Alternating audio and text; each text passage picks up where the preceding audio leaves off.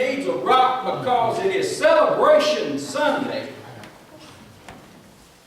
Celebration of meeting a goal of 100 followers on our Facebook page. Well, Brother Kelly, what does that mean? Well, I will tell you. I'll give you some numbers and statistics in a moment about what that exactly means and what that accomplishes. But here's what you need to know in advance. There is actually a scene in the film, The Social Network, which is based mainly on the story of how Facebook came to be, where Mark Zuckerberg, the programming computer genius behind Facebook, and Eduardo Saverin, the co-founder, he was the money man. He put up all the money. Thank you so much. He put up all the money in the beginning for the programming and the work that had to be done. And so, plainly, he was very interested in seeing it make some money. He wanted his money back. For Zuckerberg, the goal was to see how big and how far this thing could go. Saverin was the CFO, the Chief Financial Officer of Facebook. He wanted to know how much money is it going to make. Well, there's two ways basically to make money with a website. You either charge users to use it, which discourages some users. So they didn't want to go that way. Facebook's all about how many. Its attraction is that everybody you know is on it, so you need to be on it too. That's how it works. So they couldn't charge. So the only other way is to sell ads. Well, if you've spent much time on the internet, ads are really, really annoying. Especially the pop-up flashy kind. And so Zuckerberg doesn't want to do ads either.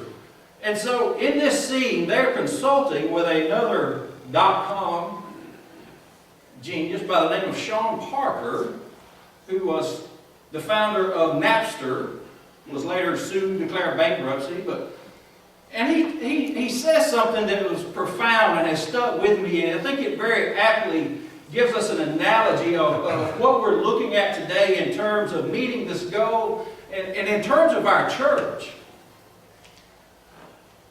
Parker says, you can't do ads yet because you don't know what it is. We can't fully interpret this Facebook thing because we don't know what it is.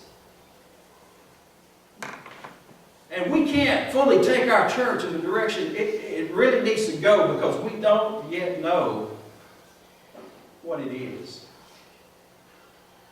Here's what Parker meant by that. At the time, they could have sold Facebook they could have sold the company for $5 million, let's say, because there was a point they could have sold it for $5 million. They probably didn't have $100,000 in the whole thing. That would have been a pretty good profit. Very tempting to walk away. At one point, they could have sold the company for $100 million. And I don't know about you, $100 million is a good chunk of change in my book. I'd have took the money and run. But they didn't because they didn't know what it was. They didn't know how big it was going to get. Facebook has filed to go public, to start offering stock for sale to the public. The Wall Street Journal predicts that it will be valuated at somewhere between $75 and $100 billion for this company. $100 million doesn't look like such a good deal compared to $100 billion. In fact, it would be selling short. My point with the goal with Facebook is Main Street, we have sold ourselves short. We have greatly undervalued our worth. We have undervalued our collective talent. We have undervalued our collective resources. We have undervalued our collective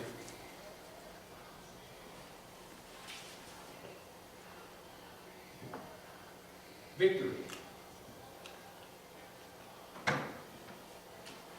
We can't value the thing until we know fully what it it is. Turn with me to Isaiah chapter 55. Isaiah chapter 55.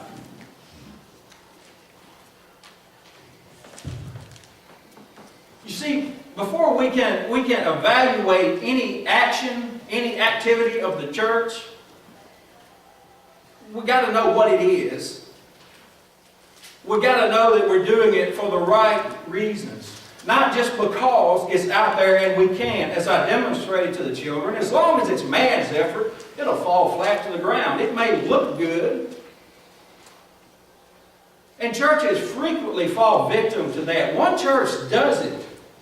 But they do it because they were led to that by Jesus Christ. They were empowered to do that. They have a great success, a high valuation because of that. So other churches say, wow, we can do that too.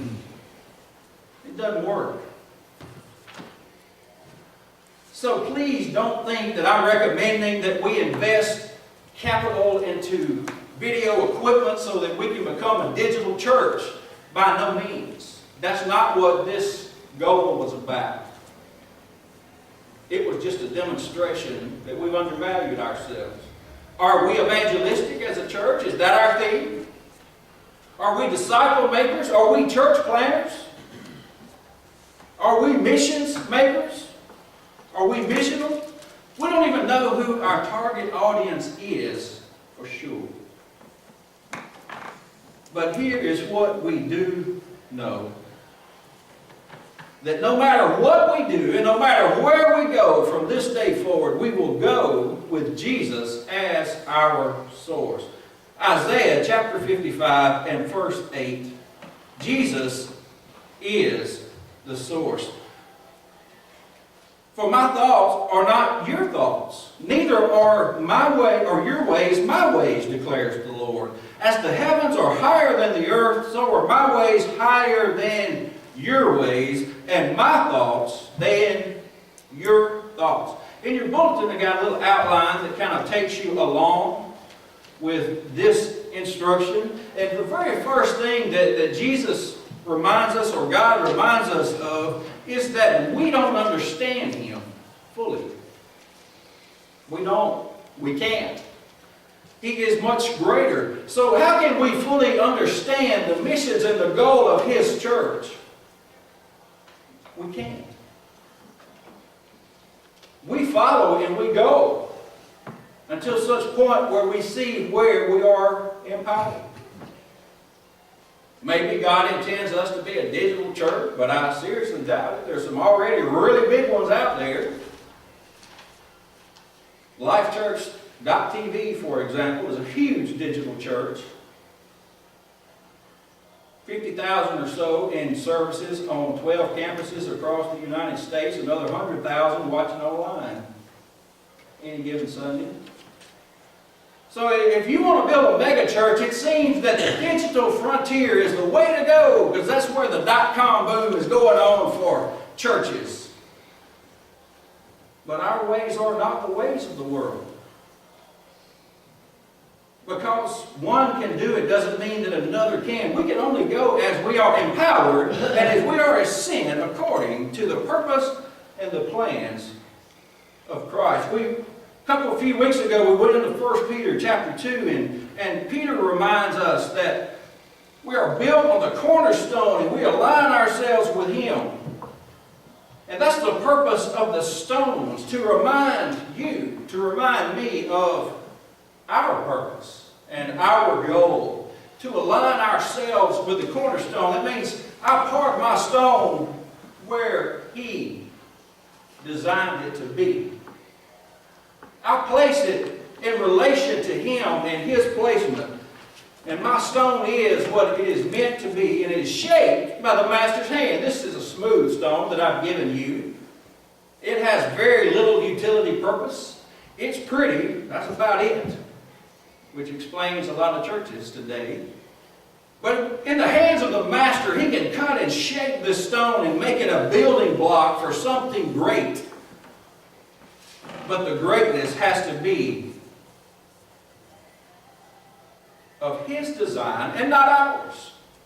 of His plans and not ours, and of His goals and objectives and evaluations and not ours.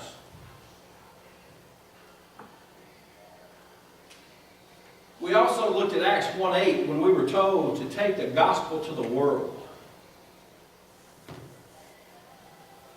Would Jesus leave us with a commandment like that to reach the entire world without also empowering us to do so? I don't think so. Look at verse 10. Jesus is the source.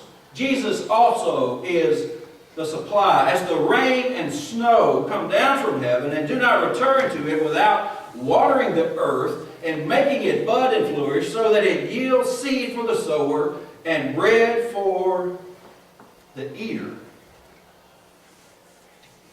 I had to watch that, or look at that a little while before I caught it. You see it?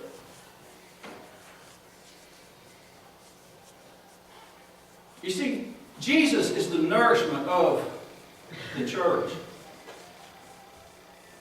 He provides not only what we have, He provided the seed that the plant grew from, that we now eat from, but He provides enough from the plant that we will have enough to gather, collect, save some seeds for the next sowing, and then eat from the remainder.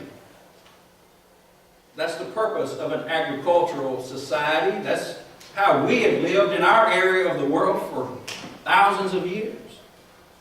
The harvest is great enough that we have seed left over to plant, but enough to get us and feed us until the next harvest. Jesus supplies the seed.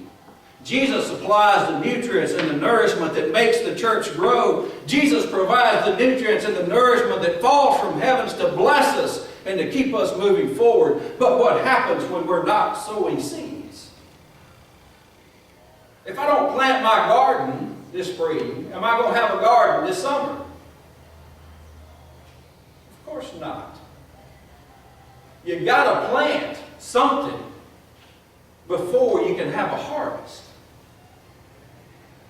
So Jesus, when He said, "Be my witnesses," He said, go and sow my seeds. Go and be like me to the community, to your state, to your country, and to the entire globe. That meant go outside the walls and sow seeds of the gospel, sow seeds of witness and testimony about the greatness and the transformation of Jesus in our lives. But a lot of churches are in lean budget times, and the temptation, the first inclination, is to cut back so that we have enough for ourselves. That's the exact opposite of the advice or the direction given to us here by God. If we don't go outside these walls and sow, then there's not going to be enough left over to make bread for ourselves. If we go first, our priority is sowing the seeds and getting the gospel out there and outside the walls and being witnesses. Then there's an abundance of harvest. The plants are nourished from below and above. The church grows and there's enough left over to feed the membership. See how that works? And then out of that abundance and harvest, there's even more seeds to sow and to plant larger and larger fields until Main Street in Little Goodman, Mississippi has a footprint that spans the world. And if we will do that, if we will make sowing outside our walls, spreading and taking the gospel and being witnesses, you know, most of these little tiny stones were once part of a great big stone. And you don't get a chunk of limestone from a piece of granite. You don't get a piece of granite from a big chunk of marble. And so from Jesus, the rock, the cornerstone, you get a little Christian that looks and acts just like him. Got the same characteristics, the same tendencies as the Father. And if we'll do that, if we will become such a witness, and if we will make sowing and making new disciples our priority, we are promised satisfaction. Picking up there at verse 11. Jesus is the source. Jesus is the supply. Jesus promises satisfaction. So is my word that goes out from my mouth. There's the distinction right there. My words are worthless. My understanding of God's word are meaningless. It is the word spoken through the Holy Spirit. It is the word we take through the Holy Spirit, not through our efforts, not through our good ideas, but as we are guided. My word that goes out from my mouth, it will not return to me empty, but will accomplish what I desire and achieve the purpose for which I sent it. I love that promise. If you throw it out there, church, it's coming back. Others may reap from your harvest, but you will reap as well.